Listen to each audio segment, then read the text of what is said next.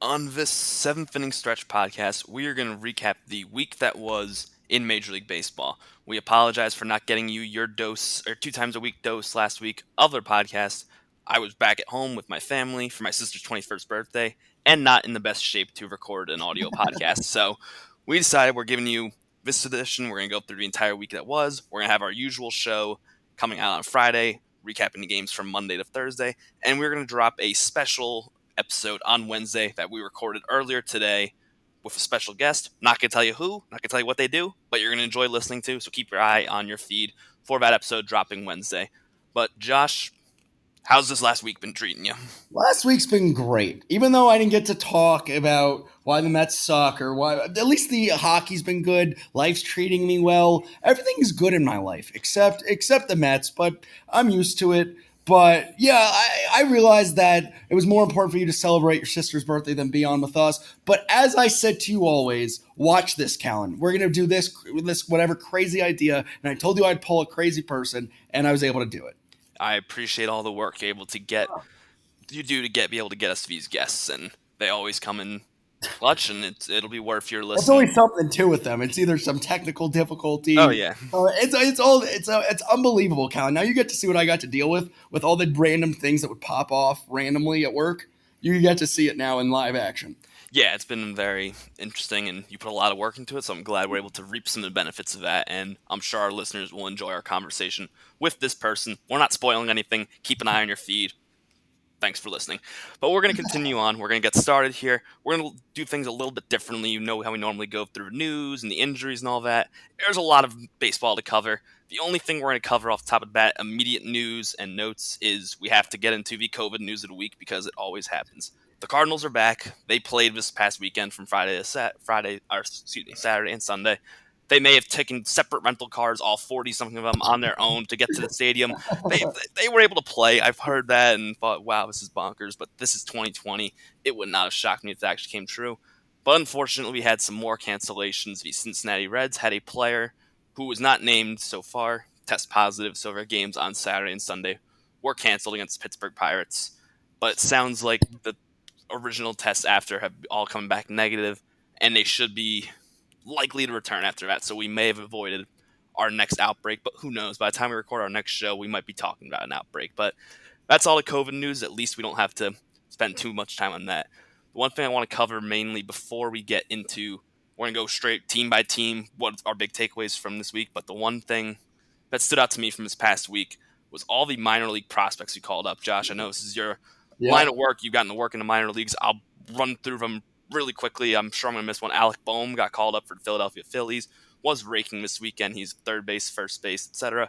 Dylan Carlson, outfield prospect for the St. Louis Cardinals, got called up once they got back to playing. Kybert Ruiz, catching prospects for Los Angeles Dodgers, got called up when their catcher Will Smith went onto the IL and hit a home run in his first at bat on Sunday of his entire career. And then there's one other player who's blank. Lewin Diaz, first base prospect for Miami Marlins. He got called up as well. I'm sure there's someone I'm forgetting that we haven't talked about, but of those four, for someone I missed, who do you expect to make the biggest impact for a team upcoming throughout the rest of the Easy. season? Easiest question. I'm not trying to sound biased. It's the easiest answer of all time. Alec Boehm, one you talked about at the top. You know why? It's the Philadelphia Phillies, right?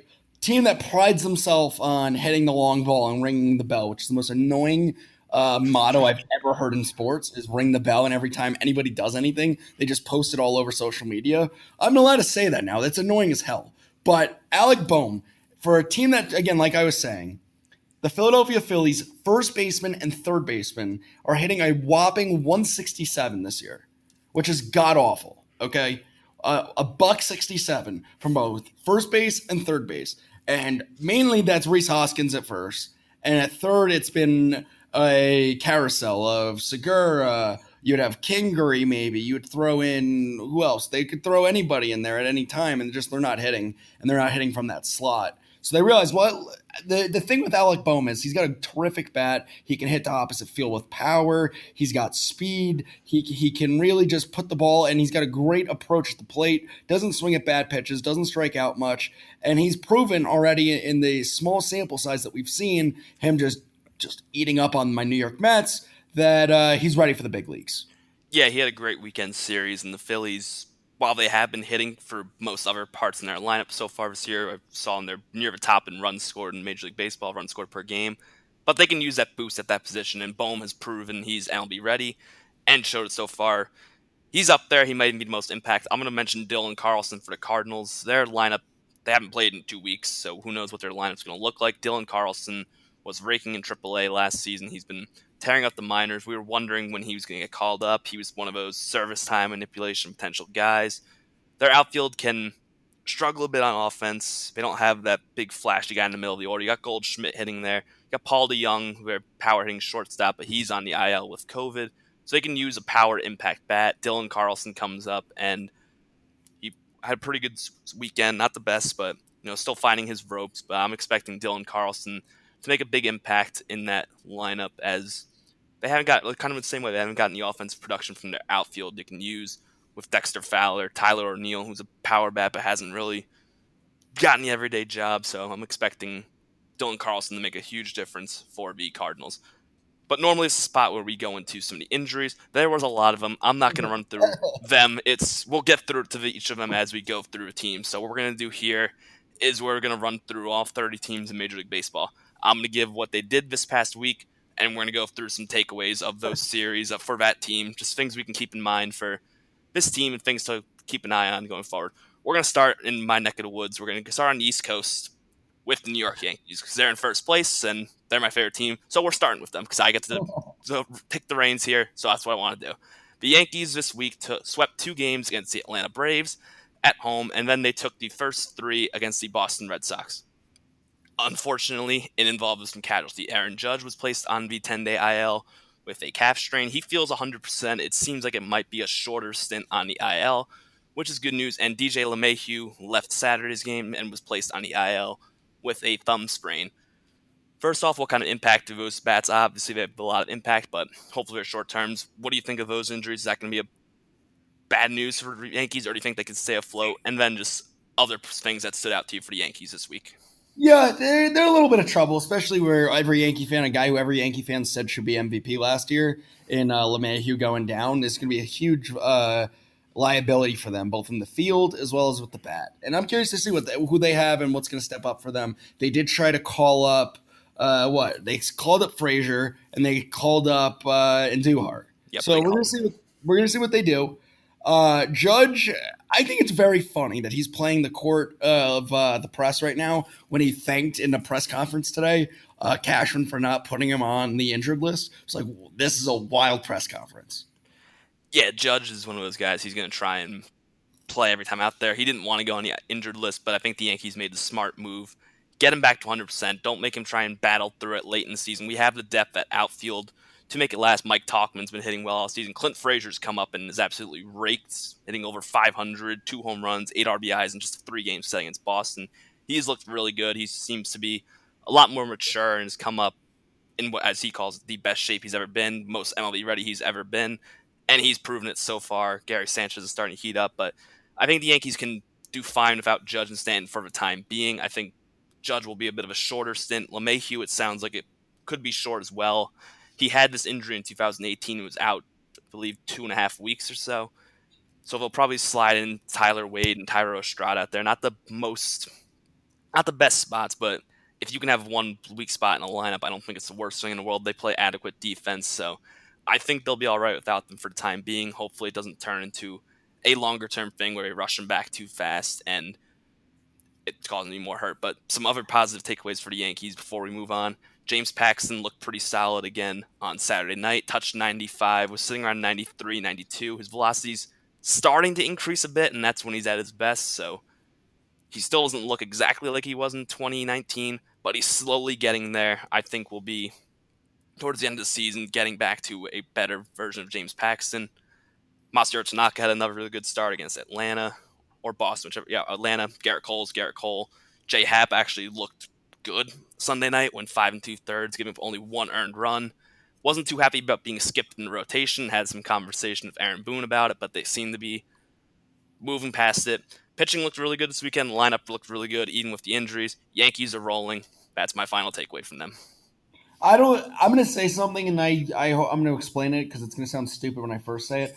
I don't think it was Boone that made that decision, and I'm going to explain why. I think honestly, it comes from upper management. That's more of a director of personnel or a general manager call rather than the manager call on that. Oh, it very well could have. I'm not. I just it was Pap just decided to take it up with Boone. Maybe it was upper management saying, "Hey, it's best to skip Yeah, the because start." Maybe. Oh, go ahead. I'm going to say, without saying names or anything, I've seen this play out before with a couple of unnamed players, both pitchers as well as relievers, as well as some guys in the lineup that when they get taken out or whatever, it's very, very almost unheard of for the manager to be the one that calls that shot. It's more of the GM, assistant GM, director of scouting, whatever that says, yeah, we're not going to do that. Yeah, maybe there's some numbers that backed up skipping the start. Maybe there's something in the contract. I'm not Yeah. sure if it was Boone exactly. I'm sure, as you said, it's probably was somebody else, but he took it off Boone, moved on. Yankees look really good. Pitching's been pitching really well, and they're going to get a boost in the bullpen as Aroldis Chapman is scheduled to rejoin the team on Monday. So his team is rolling, and I am very happy about it. Let's go. Continuing the AL East, Yeah. the Tampa Bay Rays are starting to play a lot better. They swept 3 games in Boston this past week, and then took 3 out of 4 against the Toronto Blue Jays. Takeaways from Tampa Bay. Oh, Meadows is pretty good, and their pitching staff that I was doubting starting to figure it out. So I'll admit I'm wrong. When I am wrong, I'll admit I'm wrong. I was pretty wrong on that, but we're still early in. They're 14-9 now. We shall see what they end up turning into and what it can, because right now the Orioles are 12-9 as well. So they got to be careful because they're really they thought everyone thought they were gonna have a cakewalk, and right now it's not. That's not how it's looking. Yeah, they've looked good. Their pitching staff starting to come around again, as you mentioned. Tyler Glasnow's not gone off to the best start. He's a question mark. He has that ace potential stuff, but he had a rough start this past weekend. But we'll keep going with them, and I think that they're looking good. Their lineup is really producing, as you mentioned. Austin Meadows has been a spark plug since he came back. Yoshi Tsutsugo is hitting well at DH for them. Brandon Lau is really hitting well. Yandy Diaz is starting to pick things up. Lefty raker. So I think the Rays are in a really good spot right now, and they're going to continue rolling. It's just how does that pitching staff start to turn things around a little bit? They're winning games, but it's not how we're expected to win with the pitching. But What? I was gonna ask you a dumb question. Where do you think Wander Franco's coming up?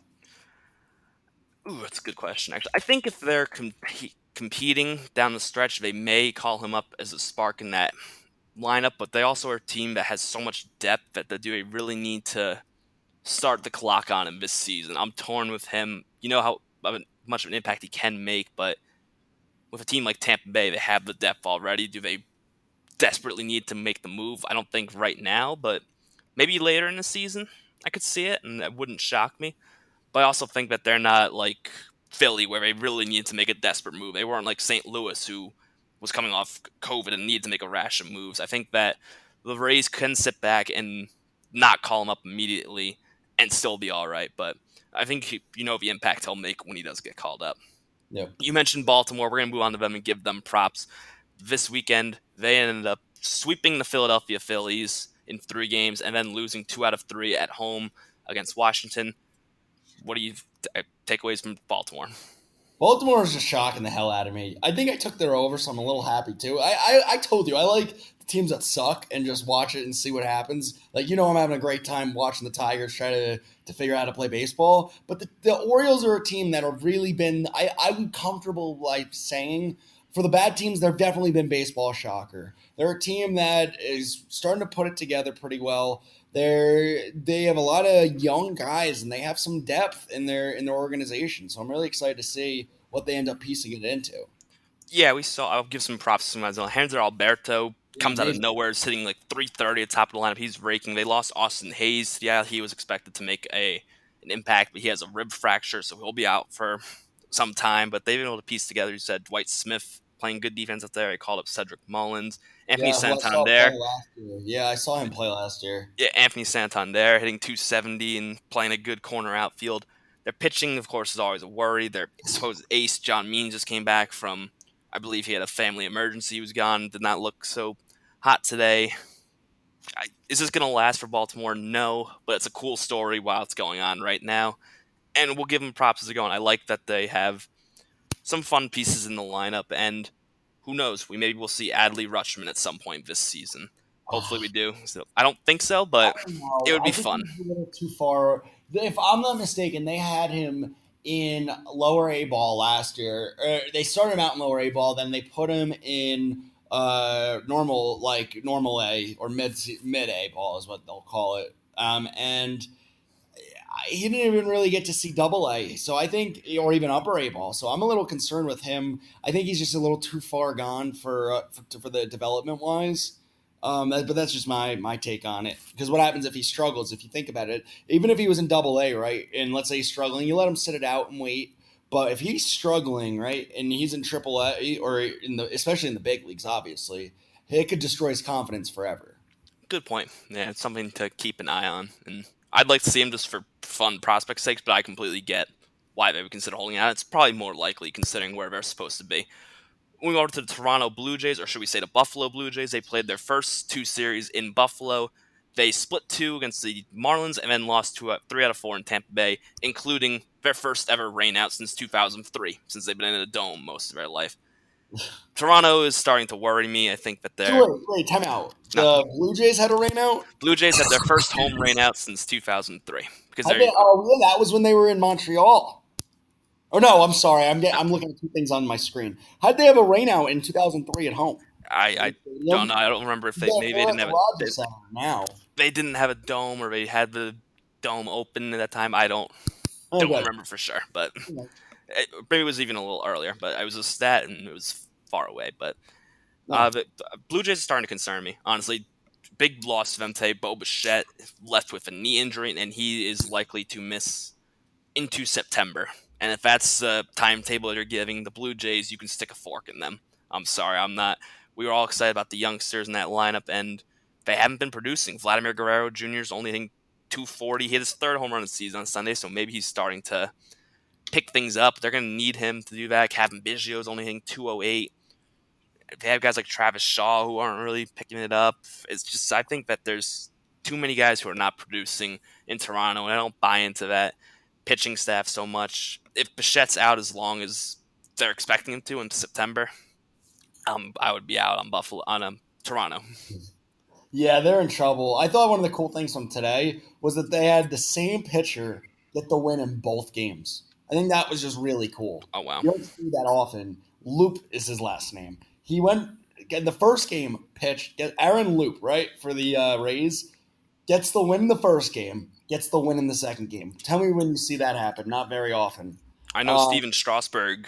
He got a win or he took a loss in one game against Baltimore this weekend because he was a makeup or was the pickup from a game that got suspended earlier in the week or last that's week, and then amazing. he got the loss again in the second game because he I couldn't get out love of the second inning with an injury. But we'll get That's to Nationals, incredible. but that's just That's another crazy. By the way, interesting that's amazing. factoid.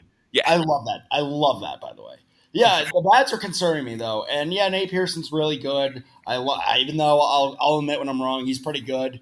But even Jordan Romano, a guy that we talked to, and good guy, 1-1 right now with a 0.90 ERA count.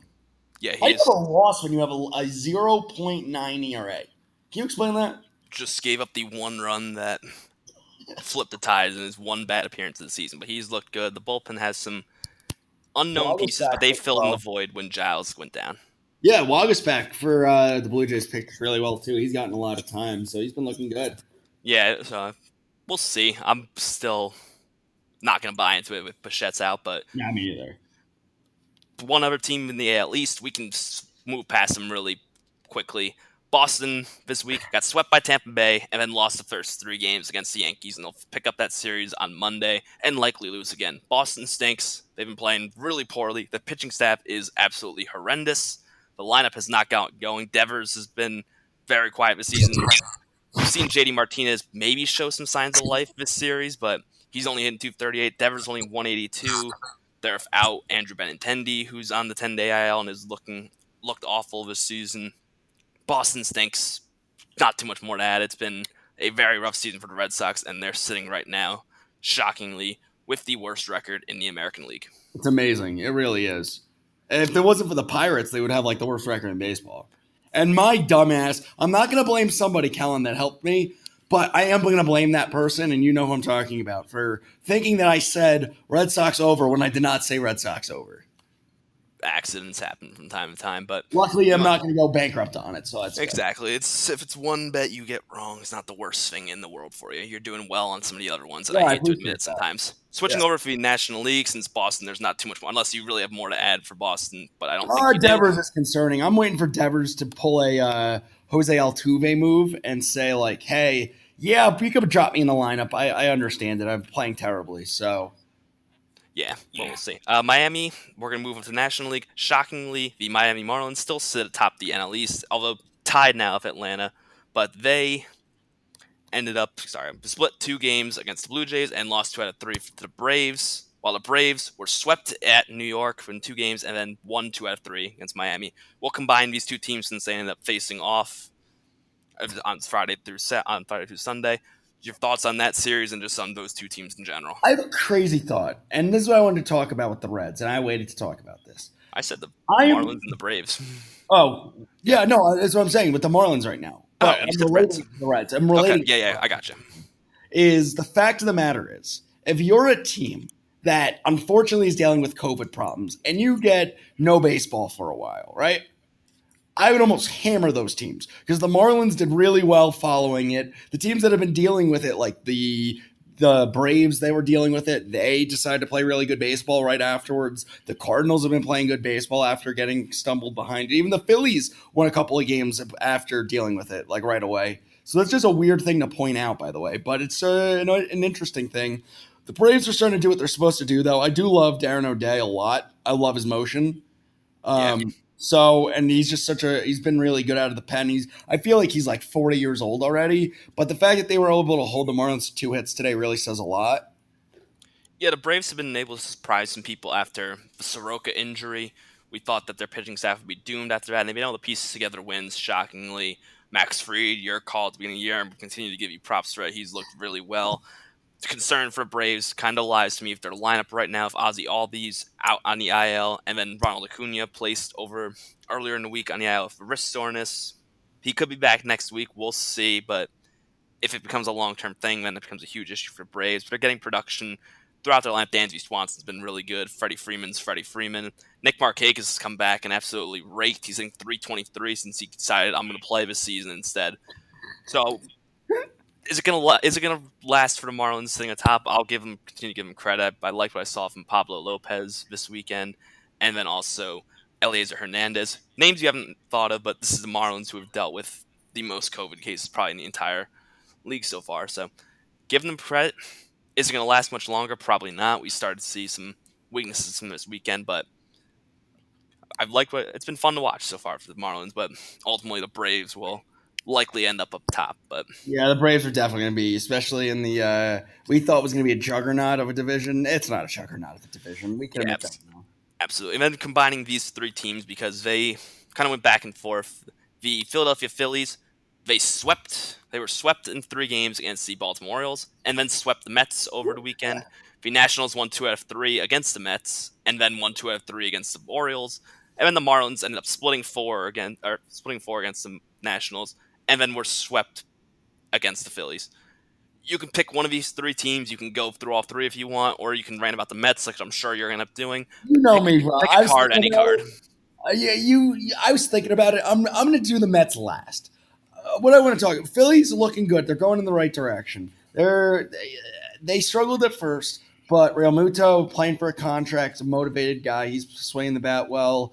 Uh, you have Bryce Harper really hitting the ball well as well. And their bullpen's still really bad, but they're starting to slowly figure it out. They're kind of toying around with it a little bit. They called up JoJo Romero to make his major league debut, a lefty, to come out of the pen. They brought up Connor Brogdon. They're bringing up a lot of guys for the Phillies, so they're definitely a team that they realize like we got to figure this out, and they were able to just take advantage of a really bad Mets team. The Nationals have been worrying me because Scherzer's been not himself as of late, and I'm kind of underwhelmed with them as a whole. You would think for a team that just won the World Series, like they would have a little bit more juice in them. They kind of play very flat lately, and the Mets are god awful. They're 9-14. It was really pathetic what happened yesterday with The Ramos situation with Brody, like that was just handled so bad. Man, oh man. Wait, the Mets handled something poorly? That's so unlike them. Yeah, like PR 101. It's like when a guy screws up, right? You either make him available, don't let, like, they literally just, they like figure out a way to not handle things properly. I've worked in PR and I work in PR. They could not have screwed it up anymore if they tried, Callan. I'm serious. Yeah, it's the Mets, and what they do never ceases to surprise me. The Phillies, as you mentioned, they're maybe starting to put things together. One thing I've continued to be impressed with, and sure they did it against the Mets, but their starting pitching is starting to come around, at least the top of the rotation. Aaron Nola has been pitching like an absolute ace this year. His ERA is barely over 2. He's looked incredible, and he's like he found his 2018 form, and is really pitched well, and could is in the conversation possibly for the Cy Young this year. I know it's early, but he can be up there in the National League as one of the elite starters as of right now. Bullpen's still a work in progress. Have they started to find something? I doubt it, but it's a good weekend for them. All it takes is a trip against the Mets, and you start to find things. The Nationals, you mentioned, are getting concerning. They lost Starlin Castro, broke his wrist on a diving play, and he's been hitting in the middle of that lineup. They've been toying around with moving Soto around from 4 to 2 to 3, trying to find a consistent lineup to work, and it's been scary for them. And another scary incident happened where Steven Strasburg only got into the second inning before his hand. He lost a feeling in it again, which is what caused him to get scratched from his first 2 starts. That's a huge concern from them because after Max Scherzer, they have Patrick Corbin. So after those two, And Sanchez. Sanchez, I think, can be good. He hasn't been off to the best start this season, and you've seen what he can do. I don't know if I trust him fully as if those are 3 in that for that rotation right now. I think there are some red flags and concerns for Washington right now. Can they turn things around? Can they get going? Sure, you have a guy like Juan Soto in the middle lineup. You can get going. You're reigning World Series champions. You know what they're capable of. But losing Strasburg for an extended period of time, and now losing someone who's supposed to bat in the middle of your lineup with Starlin Castro, those are some red flags that might make Washington a little bit. I'm a little worried for them right now. And then the Mets, I would just echo everything Josh said. They stink. They have not been playing well all season. Jacob deGrom had to get scratched from the start, which of course he did. Just when you think the Mets season can't get any worse, Jacob deGrom has to miss a start, which is the one good thing the Mets have going for them. And just to rub salt in the wound a little bit, I'll give another good thing for Mets. Andres Jimenez. I've been enjoying what I've seen from him. He's looked pretty good. And I don't know if how much he factors into the future for the Mets, but he's got to factor in the present. He's one of the few guys who's actually hitting for them as they try and get Pete Alonso going by moving him up and down in the lineup. Mets, of And course. Ramos stinks. The guy was hitting 300 last year. I could strike him out right now, Callan. And I'm talking about not warming up. I mean, like, maybe balls that might hit the backstop a couple of times, and I think I could strike him out. Yeah, and you know what? One more good thing. Robinson Cano has actually looked pretty good since he came off the IL. How much is it going to last? I've liked what I've seen from him, and now that Yoenis Cespedes decided to opt out, as we mentioned a few shows ago, that opens a spot at DH where they can give him half day off his legs once in a while. He might actually have a pretty solid season. A guy who's very consistent. Yeah, he's hitting 383 right now. Yeah. So to save on some time, because we have 4 other divisions to go through, and we're already a half hour into this show, I'm going to run through. We're going to go division by division. I'm going to run through all 5 teams, what they did. You can pick and choose the teams you want to talk about, or go through them quickly, what stood out. Minnesota Twins, they took 2 out of 3 against the Brewers, and then took 2 out of 3 from the Royals. The Indians were swept in 2 against the Cubs, and then swept 3 against the Tigers. The White Sox took 2 out of 3 against the Detroit Tigers, and lost 2 out of 3 against the Cardinals. The Tigers lost 2 out of 3 to the White Sox, and were swept by the Indians. And then the Royals split 2 games against the Reds and lost 2 out of 3 from against the Twins. Josh, American League Central, big takeaways. Is there a team that you think is getting close to competing with the Twins, or is it still Twins and then a tier of everyone else after that? Shockingly, I like the White Sox again. I'm back on. I said I was done with them like last week. I'm on again, Callan, because they hit 4 home runs today, back to back. It was amazing. I loved it. It was amazing to me, right? So Yeah. what they're doing is truly incredible, and I think they got the bats in the lineup that can really show up at any time. They got the offensive explosion. If Dallas Keuchel can be what he ever once was, I think that they got a lot of heart. They got Anderson who can hit. Moncada can figure it out. Luis Robert got moved down in the lineup. He's still sitting 275, but they're all just the power explosion that's going on between Moncada, Grandal, Jose Abreu, Jimenez. Like, it's really, really special what's going on. I do really like the White Sox lineup, and even with the loss of Nick Madrigal, I'm not saying Danny Mendick's anything special, but he's filled in adequately at second base. Up and down, I do think that lineup is very scary. It just comes down to the pitching for them, which I think can be competitive. Yeah, I do really like Luke's Giolito and his stuff. He hasn't been off to the hottest of starts this season. 1 and 2, 4.88 ERA, but you saw what he did last season. I do buy into him, so I think the White Sox will be third. I still don't like him as much as Minnesota and Cleveland. But do I think White Sox are on pace for playoffs? Absolutely. I think they could get one of those final wildcard spots. Cleveland's a team I'm going to talk about. I think they're still really good. I know they had a rough series against the Cubs during the week, but their pitching staff, we've mentioned it throughout the season, how good it really is. But I'm going to bring it up, though. It could get worse. Mike Clevenger was also a part of violating the team protocols with Zach Plezak, and both of them were optioned to the alternate site as a way to send the message or manipulate service time. Apparently, there's a way they could still do that. Hopefully, it's the first way, but you need to send a message that what they did was not the smartest thing. And really, a season like this, when you have a teammate who's battling leukemia and is considered one of those high risk individuals who could get it easier, what they did is completely unacceptable. They deserve to be sent down and not with the team as of right now. Hopefully, that's the reason they're doing it, is to send that message and not manipulate service time as someone possibly suggested. So Cleveland, I think if they get right, can be good, and they bring those guys up. They are better than Chicago and could compete with the Twins, but we'll see what happens to the pitching staff without them.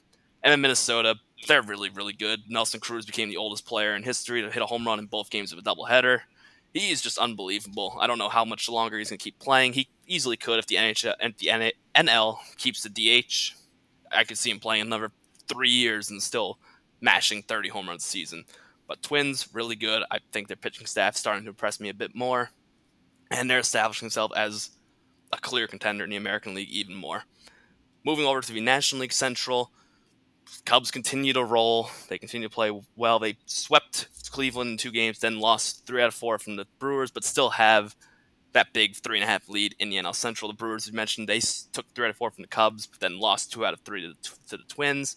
The Cardinals only played 3 games because of COVID. They took 2 out of 3 from the White Sox. The Reds split 2 against the Royals and split the 2 games they had against the Pirates before their COVID incident. And the Twins and the Pirates, we know they're really bad. They only played 2 games this week because they were supposed to play the Cardinals, which got canceled, and then split 2 against the Reds before they had the other games canceled. So NL Central, big takeaways. Which team do you think is the most competitive in catching up to the Cubs? Do you think the Cubs have established themselves as a favorite, or do you still think that in the end someone will jump over them? You know how stubborn I am. So I'm going to say I'll say that the Reds can figure it out. They have the pitching, they have the guys. They just got to buy in. And I think if they ever come back to playing baseball, which they should very, very soon, like tomorrow, I think, though, that they'll be able to figure it out in the NL Central. And that's what's going to be important. I don't believe in the Brewers. I don't really have any other faith in really any other teams in that. The Cardinals, it's just the sample size is too small. I would love to say, yeah, I believe in the Cardinals, but I've only seen 8 games for them. Yeah, I don't fully buy into the Cubs. I like what I've seen from them, and it's been very impressive. And I think David Ross has established himself as the right guy for that job with the Cubs. He's got them playing really well.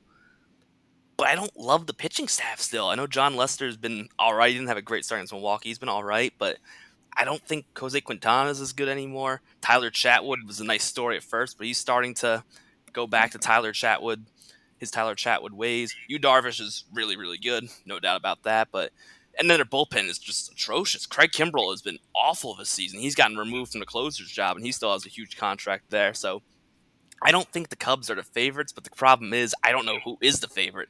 Milwaukee at times looks good, but then you looking at a lineup, and if Christian Yelich doesn't get going, is that a lineup that really scares you? I don't know. I don't love what the Brewers have been they've had a nice series against the Cubs, but are they really going to be competitive? I think they'll battle it out because this division I don't think has a clear number one. The Cardinals might be my favorite, but like you said, it's a small sample size, and how are they going to react to what happened with COVID? I like that they bounced back for being off for 2.5 weeks and took 2 out of 3 from the White Sox, but can that last? Maybe. So I don't know. I don't know. I don't know who to clear favorite. And the Reds we called the favorite, but they're starting to. If they have this COVID incident, they have to miss some games. Can they bounce back from it? I don't know.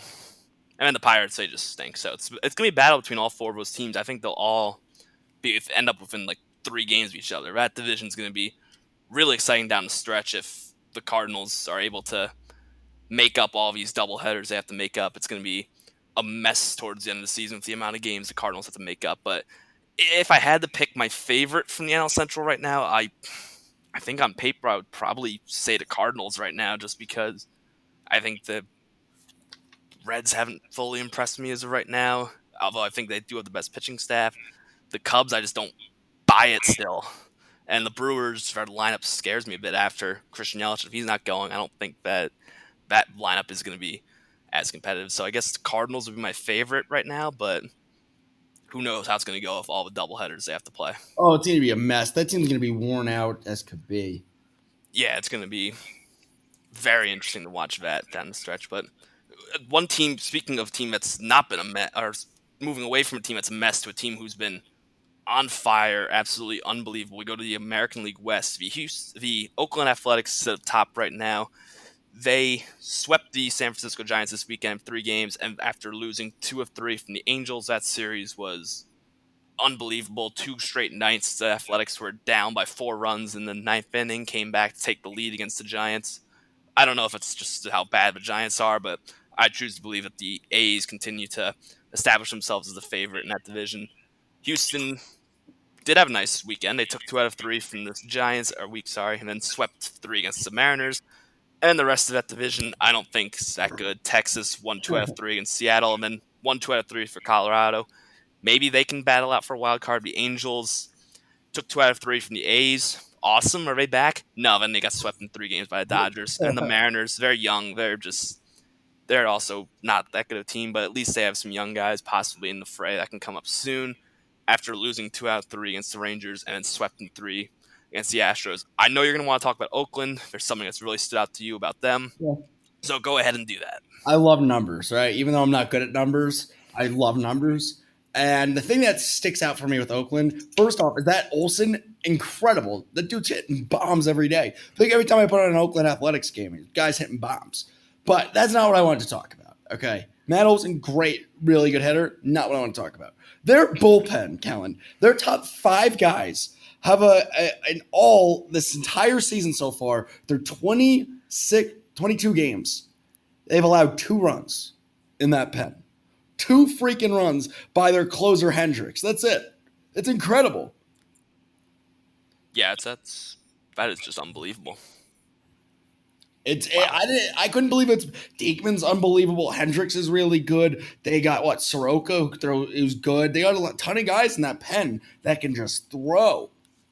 Yeah, I think that's a huge strength for the A's, especially with the rotation that I haven't exactly bought. Frankie Montas had to get a start skip because he are scratched from the start, so who knows how serious his injury is. Jesus Luzardo, I do like his upside, but we know that he's young and probably will be under an innings limit. I don't think that rotation is good enough to be as competitive, but if you can just go 4 innings and keep yourselves in the game with that offense you have with Matt Olson only hitting a buck 85, but has 8 home runs out of his 15 hits. So, like you said, he hits absolute bombs. Matt Chapman, I'm always going to be a fan of. He's off to not the best start, but he started to pick it up a little bit. Mark Hanna's having a really good season, kind of an underrated player in the middle of that lineup. Chris Davis hasn't gotten going, but he's kind of been platooned. I think the A's just have a lot of depth as well. They're a lineup that's been playing really well, and you mentioned that bullpen's really good. I don't love the rotation, but as you mentioned, that bullpen's absolutely dominant, so sometimes you don't need to have the best rotation in baseball to win the World Series. You just have to have that dominant bullpen. So maybe Oakland goes that route, but I think they've firmly established themselves as, if not the best team in the American League to start the season, second best. Mm-hmm. And then we can pick another team in the West we want to talk about. I'll go with Houston. I do like what I saw from them this weekend.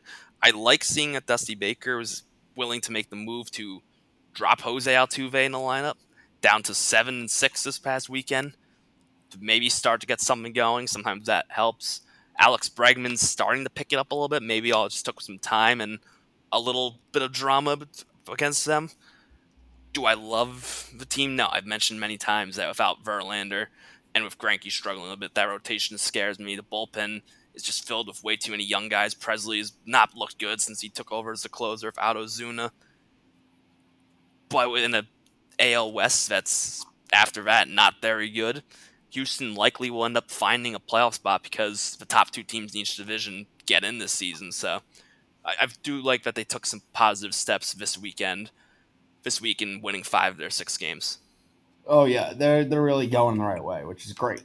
I just want to see if it continues on. Is my question.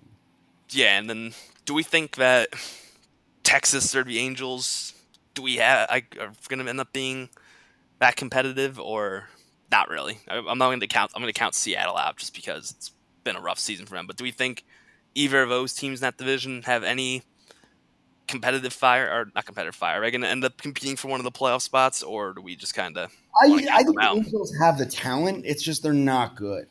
I know that's like a weird way to say it. They just have all this talent. They stink, but they stink at the same time. Their pitching is the glaring weakness. They're relying on Julio Teheran to be something that there's a reason why the Braves got rid of him a while ago. Yeah.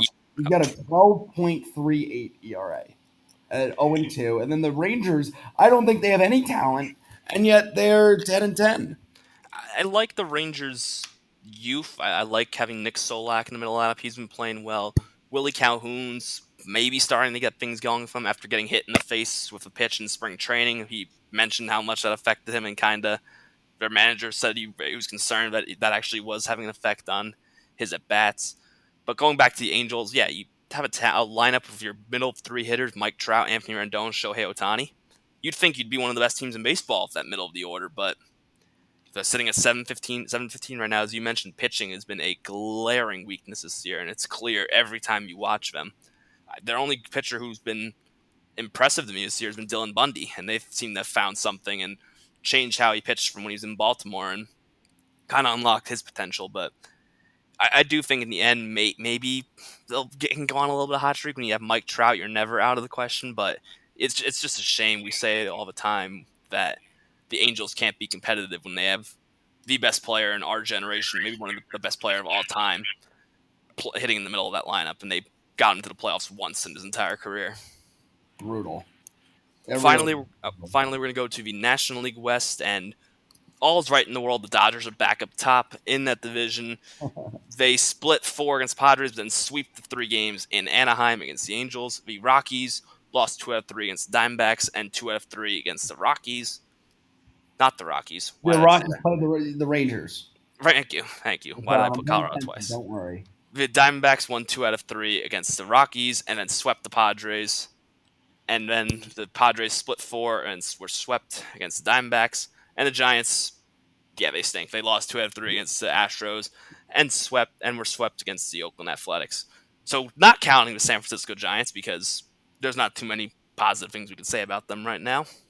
Let's go through those 4 teams, kind of your takeaways from this week in the National League West. It was holy crap. The Diamondbacks woke up. We finally learned how to play baseball now. That was my takeaway from the Arizona Diamondbacks. The fact that they're still both Martes, it doesn't matter which one. They're both hitting the ball well over 300.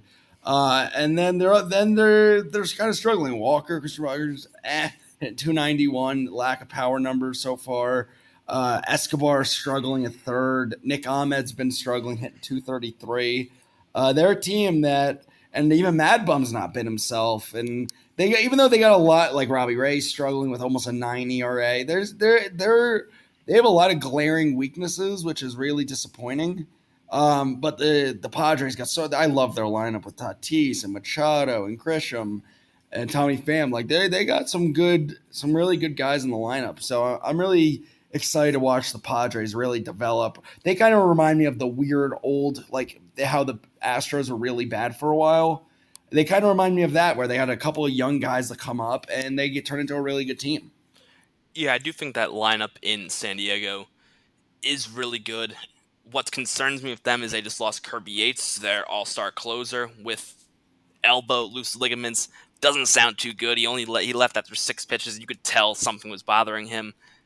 Tommy John, maybe. They haven't said anything about it, but anytime you have an elbow injury, it's at least in the back of your mind for that team. So they lose him. They built the team around their bullpen by trading for Emilio Pagan and signing Drew Pomeranz. So can they piece something together?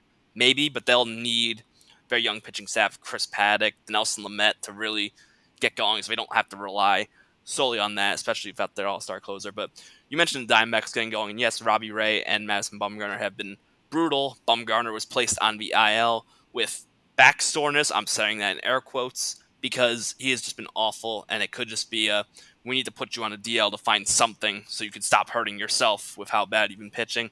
But one name I'm going to bring up just with how of someone I've been really impressed with is Zach Allen. They Yeah. traded for him from the Marlins last season. A very shocking, weird prospect trade where they traded away Jazz Chisholm. He's been off to a great start, 2.74 ERA in 4 starts. Doesn't have a single decision in any of those starts, but it's very impressive when the young pitcher can go into Colorado, go 7 strong, limit them to only 2 runs, striking out 7. He's got good strikeout stuff, he's a really good pitcher, and it's Diamondbacks want to go anywhere, especially with the pitching woes they've had to start the season. They're going to need Gallen to continue to pitch like this. And then the Rockies, they were off to a really good start. They kind of came back down to earth, losing 2 series. Their lineup, as we mentioned multiple times, is unbelievably good. Charlie Blackmon has been awesome, hitting over 450. He's absurd, and he probably 446, so slightly under 450 now. I'm sorry, but he has been unbelievable. He has probably the best chance so far to hit for 400 a season. Do I think it'll happen? No, probably not, but he'll probably win the National League batting title. And then surrounding him, Trevor Story and Nolan Arenado, two really good players. Story's established himself as one of the best shortstops in the league. But again, that pitching is going to continue to worry me in Colorado, and I think that's the separator for them. I mean, the Dodgers, we say it all the time, they're just really good, and they're back in their rightful place I atop like the seeing NL their West. catcher. I liked their catcher today really stepping up, making his rookie or big league debut, and he goes yard. That was Big, fantastic. yep, big league debut. Kybert Ruiz, his first at bat, hits a home run the right again off, I believe, it's Julio Teheran, which Yep. a lot of people can home run off of, but I could hit a really, home run off of Tehran right now. Give me a it, bat, Talon, 32 inches, right? I've dropped 3. That's all I want. 32, 29. I'll take Julio Tehran yard right now. you know what? It would not shock me with how bad Julio Teheran is.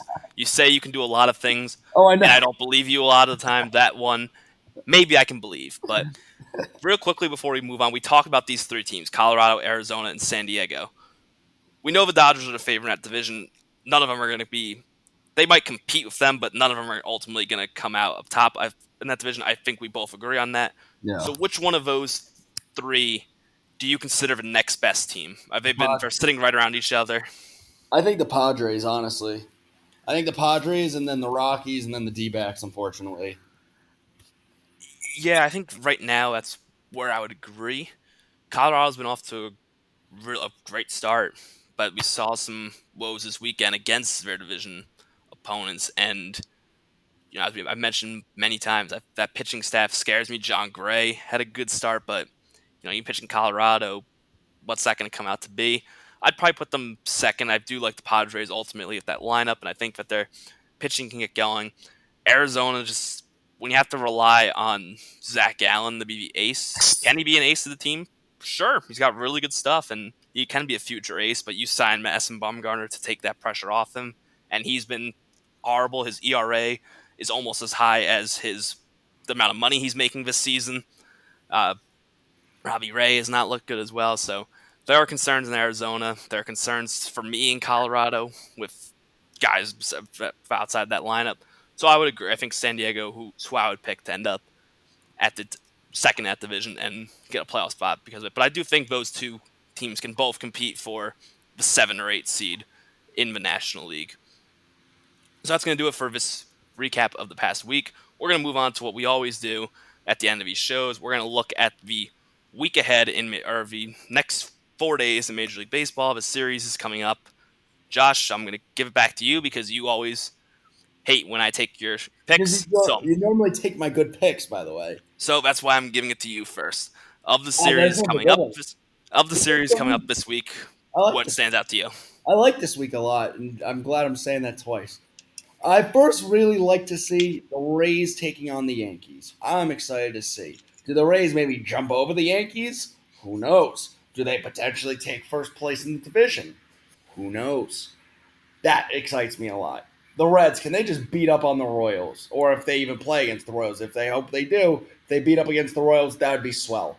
Next, what I would love to see is where was it? I had a good one. Oh, the Astro. I have a couple more I like. Of course. Tigers and White Sox. Two teams very underrated. Both teams. Okay, the Tigers. I that was my huge sleeper because I said yeah they stink, but they're not this bad. I could easily see them taking like two of three or something out of the White Sox, making the series interesting. White Sox. I want to see if the power explosion continues to occur, and then if we get to see the Cardinals take on the Cubbies, that would be nice too. Speaking of the Tigers, when are they going to call up Mize or Manning or Did you see Scooble? what their GM said? Their What did GM they say? literally said the other day, he was like, "Yeah, like we're not calling up for a very long time." It's like, It, what? it makes no sense. You look at the guys that are running out. Ivan Nova's still getting starts, and he has been awful. I liked when he was a Yankee. Like he was a fine Well, four I or used to five starter, but I think it's you know when it's time to move on, and he's not been pitching well. Like there's guys you can take out of that rotation and end up going with at least one of their young guys, especially now when they've been off to a good start. Like it's been fun to watch them, but they lost their cleanup hitter CJ Crone for the season with a torn patellar, and so that was a tough injury to watch because that was one of the few bats you kind of wanted to somewhat watch. And Detroit could have gotten something for him at the deadline. So if there's two teams though that Josh has touted multiple times on this show is the Tigers and White Sox. So it'll be fun to see them matching up against each other. I'm excited to outgoing with some different series. I'm excited Nationals and Braves matching up. These were the two teams I expected to compete for the National League East, and they're going to be facing off. That's going to be really intriguing to me. Ugly pitching matchups with the amount of injuries that are happening in those rotations, but we'll see if the Nationals can get themselves back on track a bit and move closer to the Braves, who I ultimately see as the favorite as of right now. The Rockies and the Astros. The Astros kind of got going this past weekend. The Rockies hitting a little bit of a cold spell. What happens when those two teams match up? I think that's extremely intriguing. And finally, the Brewers and the Twins. I really like. Twins are are the American League East favorite, or not East Central favorites right now. And the Brewers, they had a nice series against the Cubs. Is that a turning point for them? Do they start to get something going? You have to keep the momentum going, and you play a really good team. Can they start to look like a potential contender in the NL Central? This is a huge test for them, and I think that'll answer some questions on who really. And as the Cardinals and Cubs face off, those two series towards the end there, that's going to really show who's going to be competing with the Cubs for the division right now. So, really exciting stuff coming up in Major League Baseball this week. Josh, any final thoughts on what we saw this weekend or kind of big takeaways, or are we good calling it a wrap? Not too big of takeaways. Besides the Mets really suck, like alarmingly suck. Like I thought we were going to play about 500 baseball, and that is not even remotely close. We're what 7 games under 500 now, or 5 games under. I'm sorry, 5 games under 500. Things are looking really bad, and but otherwise, I'm excited that the Rockies are really just playing exciting baseball under Bud Black. They got a great lineup. I didn't think they had the pitching. John Gray is somehow finding the fountain of youth. But I'm excited to see, and I think we got a great show coming up ahead for when our next show gets released. Yeah, you mentioned the Mets is a date with the normally you say date with the Marlins. That's all you need to get back on track, but not this season without a Marlins in playing. So we'll see if maybe they can start doing something. But we've seen where you stand on that. They're not getting anything going until 2021. So finally, I guess before we end the show, something happened with your Mets this past week, and I should probably get your opinion on before we go. Marcus Stroman decided, after trying to rehab his injury, accumulating enough service time to hit free agency, now he's going to opt out. I saved enough time in the show for a possible Josh shorter rant, but Let's hear it. Your thoughts on Marcus Stroman right now. Nothing can surprise me anymore. Because of a couple of reasons. First off, if I were him, why the hell would I want to be on the Mets right now? They stink. I'm not going to get any better. I'm just going to run out of bullets in my arm. Is really what it's going to be about. And I'm about to go into free agency. I'm going to say, see you later, Mets. It's been a good time. Thanks for giving up a guy that made his major league debut today, Anthony Kay. Thanks, I appreciate it. Give up another prospect for me. Appreciate that one too. It's just like I say all the time. I think Citi Field could burn down. And I wouldn't even be surprised anymore. I just like nothing with this team surprise. But like DeGrom could be out for the year, wouldn't surprise me. They could get no hit by me tomorrow. It wouldn't surprise me. Nothing is going to surprise me anymore, Callan. I'm like numb. And I don't know if it's 2020 that's doing it to me, or is it just the epiphany of what the Mets are. All right, I gave you the home run off Julio Teheran. I'm not giving you no hitting the Mets. I think that JD Davis would take you bridge. I think He's that always hurt though. He's hurt. I'm fine. I think Pete Alonso, even with the struggles, I think Pete No, Alonso I'd would strike take him you. out. Low Pete and Alonso, inside. Pete Low and Alonso would inside. take you bridge. I'm No. sorry, Pete No. Alonso is taking you Low and to the upper inside. decks. Slider lower inside count. Ooh, Crush no, him off the plate. if you can get a good breaking ball, though, that might be it of how he's been hitting. But yeah, I think kind of finishing up on that. We'll see what Stroman makes. How does this potential skipping a season, does that impact his free agent market? The pitching market isn't. There's no flashy, like big name. There's not a Steven Strasburg or Garrett Cole available in the market. Trevor Bauer's gonna be a free agent. James Paxton, Masahiro Tanaka, just names off the top of my head. There's more. I could try and think of more, but don't need to waste any more time at that. I'm just curious how that season like this will impact his free agent market when he didn't have such a great New York Met career. So the last memories you're going to have of him are a rough season after being traded to the Mets and then skipping out on a season, which I'm not going to blame anyone who makes that decision in 2020 in the COVID era, but just curious how that affects his free agent perspectives. But Yeah. At least I think his is better than Cespedes'. Cespedes', he could be done. Cespedes could be done. At least he's not a walking injury prone like Yoenis Cespedes. Yoenis Cespedes is going to get hurt tomorrow going on his ranch again. The ranch. I want to go to that ranch. I want to do like a PBS program on what the hell this ranch really is. That would be fun. I think that would draw plenty of viewers to see every crazy Met fan like me would say, "What the hell is this ranch?" You can do a whole bracket style tournament of things that have gone bad for the Mets in their lifetime, and even in my lifetime. Screw it, in my lifetime. Why not? I think that can make for a good off-season show. You know what? Keep your eyes on that during the off-season. We may break out that bracket or a potential worst things in Mets history draft. You never know what we're going to do here on 7th Inning Stretch. That's going to do it for this edition of the 7th Inning Stretch podcast. I am Callan. That is Josh. I almost mixed up our names this time. But thank you for listening. I think it's something about being the hosting chair does it. But we'll see you again on Wednesday for our special interview with somebody.